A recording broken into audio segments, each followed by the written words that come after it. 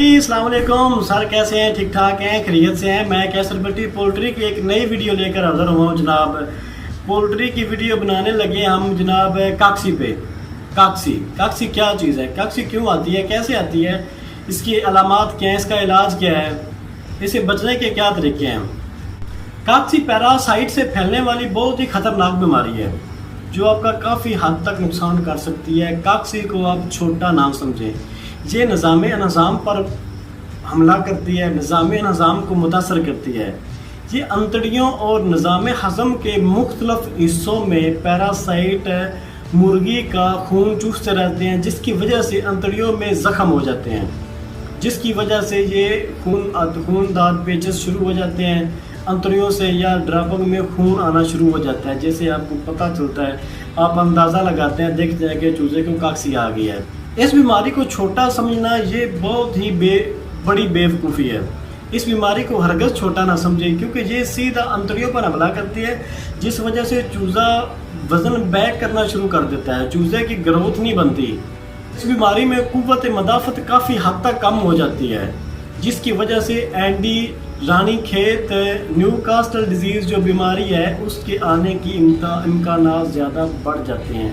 इसलिए इसका फौरी और अच्छी कंपनी का अच्छी मेडिसिन चला के इलाज किया जाए। काकसी की शेड के अंदर अलामात है, बहुत सारी मुर्गियां सुस्त हो जाती हैं, अजीब सी शक्ल बनाकर किसी एक जगह में खड़ी हो जाती हैं। अक्सरियत मुर्गियों में मुर्गियां कप आती हैं, खूनी पेचस करती हैं। खूनी पेचस करने की वजह से शेड में जगह जगह पर खून के धब्बे होते हैं। मुर्गियों के पर खुरदरे हो जाते हैं, अजीब से पर हो जाते हैं, वज़न में कमी हो जाती है। खून की कमी की वजह से चूजे का रंग, मुर्गे का रंग पीला पीला सा हो जाता है। खूनी पेचस करने की वजह से शेड के अंदर से अजीब सी स्मेल आती है, क्योंकि हर वक्त मुर्गी खूनी पेचस करती है, खून वाले पेचस करती है, तो अजीब सी स्मेल आना शुरू हो जाती है, जिससे आप शेड के बाहर खड़े हो तो फिर भी पता चल जाता है कि शेड के अंदर काकसी की बीमारी चल रही है। पोस्टमार्टम में अलामात, अंतड़ियों में जख्म हो जाते हैं, अंतड़ियाँ सूज जाती हैं, सोजश हो जाती है। सीका जो होता है, अंतड़ियों में एक पॉइंट होता है सीका, सीके में खून भर जाता है, सूज जाता है, उसका साइज बड़ा हो जाता है, उसमें खून भर जाता है।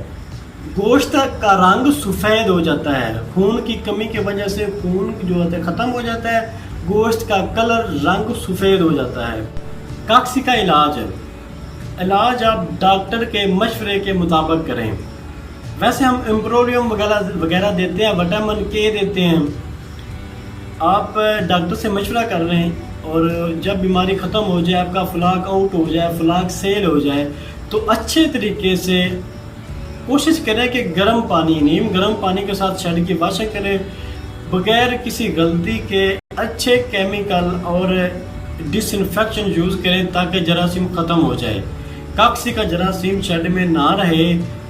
अच्छा तो ये है कि आप कुछ दिन तक वक्फा कर लें, आपका फ्लाक निकलता है 10, 12, 15, 20 दिन बाद फ्लाक डालें, ताकि काकसी के जरासीम ख़त्म हो गए हों।